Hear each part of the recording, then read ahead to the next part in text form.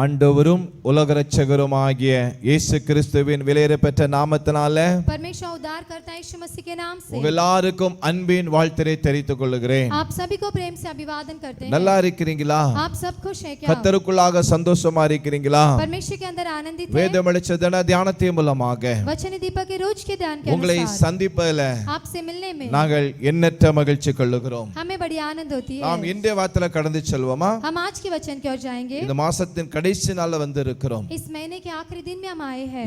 இந்த அக்டோபர் மாசம் முடிய போகிறது. ये अक्टूबर महीना समाप्त होने वाला है. என்ன சொல்லுகிறார்? क्या कहता है? கர்த்தர் சங்கீதத்தின் புத்தகம் 115:12 சொல்லப்பட்டிருக்குது. भजन संहिता 115 के 12 में कहा गया है. கர்த்தர் நம்மை நினைத்திருக்கிறார். यहोवा ने हमको स्मरण किया है. அவர் ஆசீர்வதிப்பார். वो हमें आशीष देगा. என்ன சொல்லுகிறது? क्या कहता है? கர்த்தர் நம்மை நினைத்திருக்கிறார். परमेश्वर ने हमें स्मरण किया है. அவர் ஆசீர்வதிப்பார். वो हमें आशीष करेगा. கலங்காதீர்கள். व्याकुल मत होइए. என்னை நினைக்க யாரும் இல்லை. मुझे स्मरण करने कोई भी नहीं. எல்லாரும் மறந்து விட்டார்கள். सभी ने मुझे जो भूल गए हैं. என்னை விசாரிக்க யாரும் இல்லை. पूछताछ करने कोई नहीं है. என்னை தேற்றுவார் யாரும் இல்லை. मुझे तसल्ली देने कोई नहीं है. ஒருவேளை இந்த மாச கடைசி அப்படிப்பட்ட சூழ்நிலை வந்திருக்கலாம். हो सके आप इस तरह की स्थिति में होंगे. ஏதோ ஒரு தேவையோடு வந்திருக்கலாம். कोई तो जरूरत के साथ होंगे. வேதம் சொல்கிறது शास्त्र कहता है கர்த்தர் நம்மை நினைத்திருக்கிறார். यहोवा ने हमें स्मरण किया है. அவர் ஆசீர்வதிப்பார். वो हमें आशीष देगा. உங்களை ஆசீர்வதிப்பார். आपको आशीष करेगा. உங்களை நடத்துவார். आपको चलाएगा. உங்களை உயர்த்துவார். आपको ऊंचा करेगा. உங்களை கைவிடவே மாட்டார். आपका हाथ कभी न छोड़ेगा. இந்த உலகத்துல इस संसार में நினைக்கிற ஒருவர் இருக்கிறார் என்று சொன்னார். स्मरण करने वाला एक जन है. ஆண்டவர் இயேசு கிறிஸ்து மாத்திரமே. केवल यीशु मसीह है. உங்களை கைவிட மாட்டார். आपका हाथ नहीं छोड़ेगा. உங்களை ஆசீர்வதிப்பார். आपको आशीष करेगा. புதிய மாசத்துல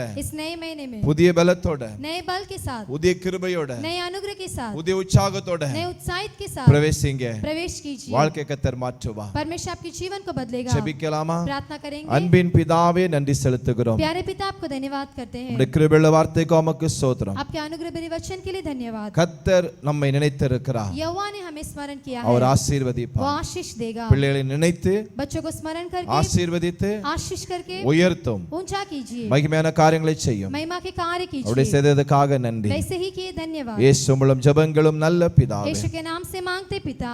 ஆமென். आमेन.